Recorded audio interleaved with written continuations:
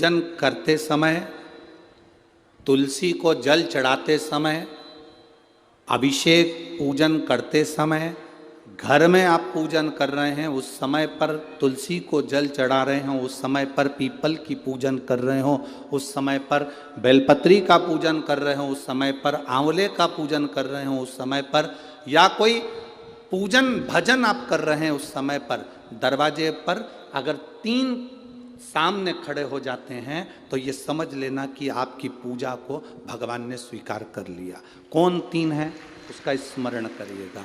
पहला, पूजन करते समय, भगवान की आराधना करते समय अंदर मंदिर में अपने घर में बैठकर आप भगवान नहला रहे हैं, भगवान की पूजन कर रहे हैं, अर्चना कर रहे हैं, सेवा कर रहे हैं, माला जाप कर रहे हैं, पूजन अर्चना कर रहे हैं, तुलसी को जल चढ़ा रहे हैं, उस समय पर 3 का दर्शन अगर आपको हो जाता है, आपके दरवाजे पर अगर आ जाते हैं तो आपका समझ लेना पूजा स्वीकार हो गया। पहले नंबर पर पूजन करते समय दरवाजे पर गौ माता आकर खड़ी हो जाए, समझ लो तुम्हारा पूजन सफल हो गया। आप पूजन कर रहे हैं अंदर से, गाय रंभा रही है, आप पूजन कर रहे हैं अंदर से, गौ माता गौमूत्र कर रही है, आप पूजन कर रहे हैं अंदर से, गौ माता गोबर कर रही है, आप पूजन कर रहे हैं अंदर से और गाय दरवाजे पर आकर खड़ी हो गई। तुम्हारी अर्चना में, तुम्हारी आराधना में, तुम्हारी साधना में गौ माता तुम्हारे सामने आकर खड़ी हो जाए। पूजन के समय पर अचानक आकर तुम्हारे द्वार पर, तुम तुलसी को जल चढ़ा रहे हो, तुम्हारे दरवाजे पर आ जाए। और मेरा विश्वास कहता है, यहाँ जितनी मेरी जीजियाँ बैठी हैं, यहाँ जितने मेरे जीजा बैठे हैं, ये मेरा विश्वास कहता है आपके साथ कभी ना कभी ये जरूर हुआ होगा, पूजन के समय पर गौ माता का दर्शन होता ही, ये मेरा विश्वास कहता है। और ये कब होता है? जिस दिन आपका चित्त, मन, वृत्ति भगवान में रमी हो। चाहे तुम राम जपो, हनुमान जपो, शिव जपो, तुम्हारी मर्जी पड़े वो जपो। तुम देवी की भी पूजन कर रहे हो, किसी की देवता की पूजन कर रहे हो, कुल देवता की पूजन कर रहे हो, दिल से कर रहे हो, तो ये 3 का अगर दर्शन हो जाए तो कार्य सफल है। पहला, जम के बोलो, गौ माता। दूसरे नंबर पर हमारे यहाँ हम पूजन में लगे हुए हैं, आराधना में लगे हुए हैं, भगवान की अविरल भक्ति में लगे हुए हैं, भगवान की पूजन, आराधना और भक्ति में हम तल्लीन हैं। और दूसरे नंबर पर उस पूजन करते समय पर तुम्हारे घर की बहन बेटी तुम्हारे दरवाजे पर आ जाए तो समझ लो पूजन सफल हुआ है। क्या बहन बेटी के आने से पूजन सफल हो सकता है?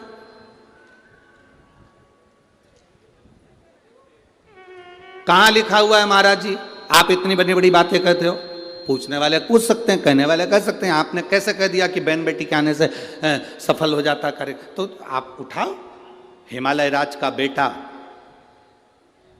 बाणासुर से दोस्ती कर लेता, माता पार्वती का भाई बाणासुर से दोस्ती कर लेता है, और दोस्ती कर लेता है तो उसके चुंगल में फंस जाता है, बाणासुर के चुंगल में भाई संकट में आ जाता है। आज हिमालय राज और मैनावती दोनों बैठकर भगवान की आराधना कर रहे थे, इतने में पार्वती का आगमन हो जाता है। पार्वती ने आते से ही देखा, पिताजी आप आराधना कर रहे हो, पूजन कर रहे हो, किस लिए, क्यों? मैनावती ने कहा तेरा भाई संकट में घिरा हुआ है। पार्वती ने कहा क्यों चिंता करते हो, क्यों चिंता करते हो? पिताजी मैं आई हूं ना, चिंता मिटा दूंगी, चिंता मिटा दूंगी, आप चिंता ना करें। क्या हुआ? बाणासुर तेरे भाई को कष्ट दे रहा। बेटी पार्वती ने संकल्प ले लिया, उस बाणासुर का अंत मैं करूंगी। ना भगवान ब्रह्मा बाणासुर को मार सके, ना भगवान कृष्ण बाणासुर को मार सके। बाणासुर की कन्या भगवान कृष्ण के पास में, वहां उनके पौत्र के पास में गई, भगवान कृष्ण का युद्ध बाणासुर के साथ हुआ, 1000 भुजा, तो बाणासुर को भगवान कृष्ण नहीं मार सके। बाणासुर को न नारायण मार सके, न ब्रह्मा मार सके, बाणासुर को न शंकर मार सके, क्योंकि शिव ने तो वर दिया था। बाणासुर को केवल मारा है तो माता पार्वती अर्ध कुंवारी बनकर संहार कर कर चली जाती।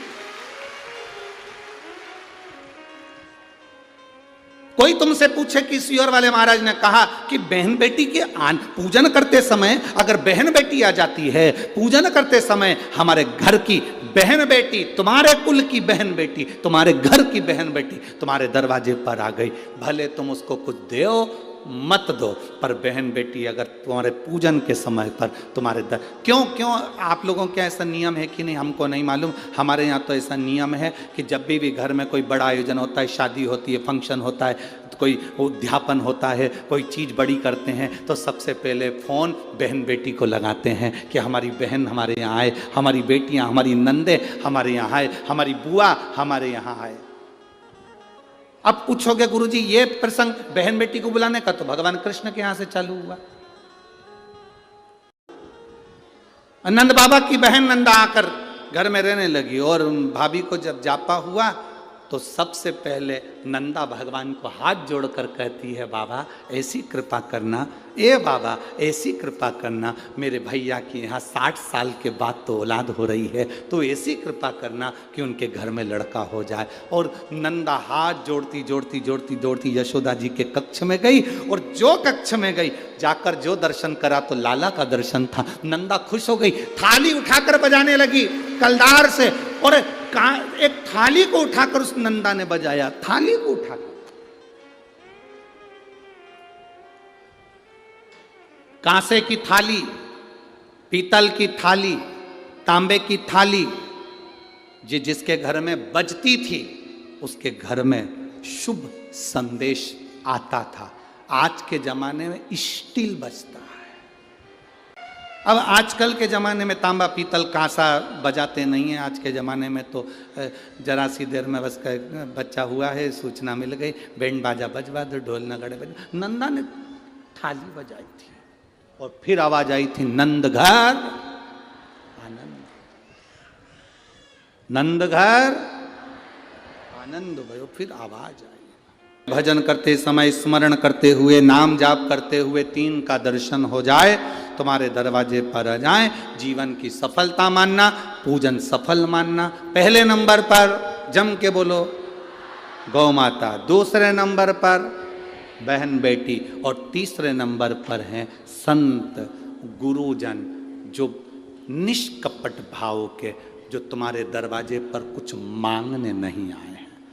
जो मांगने आए हैं वो नहीं, पूजन करते समय तुम्हारे दरवाजे पर कोई संत, कोई ब्राह्मण, कोई गुरुजन, कोई भक्त ऐसा आ जाए जो मांगने नहीं आया, फिर बस तुम्हारे सामने तिलक लगाकर भक्ति में डूबा हुआ, भजन में डूबा हुआ वो तुम्हारे सामने आ जाए, समझ लो कि तुम्हारी पूजन सफल हो गई। मांगने नहीं, मांगने नहीं, केवल आया, भजन गाया, सीताराम कहा, हर हर महादेव कहा, श्री शिवाय नमस्तुभ्यम कहा, जय श्री हनुमान जी कहा, और वो अपना चले गया। तुम्हारे दरवाजे पर मांगा नहीं उसने। असली संत तुम्हारे दरवाजे पर गुरुजन, ब्राह्मण जन, भक्त जन, कोई भगवत प्रेमी तुम्हारे दरवाजे पर दर्शन हो जाए पूजन के समय पर, समझ लो कि उसने स्वीकार कर लिया, उसने स्वीकार कर लिया। यदि आपको गुरुजी की यह बताई हुई जानकारी अच्छी लगे तो वीडियो को लाइक कीजिए, शेयर कीजिए, और ऐसी ही ज्ञानवर्धक वीडियो देखने के लिए चैनल को सब्सक्राइब कीजिए। हमारी वीडियो देखने के लिए आपका बहुत बहुत धन्यवाद।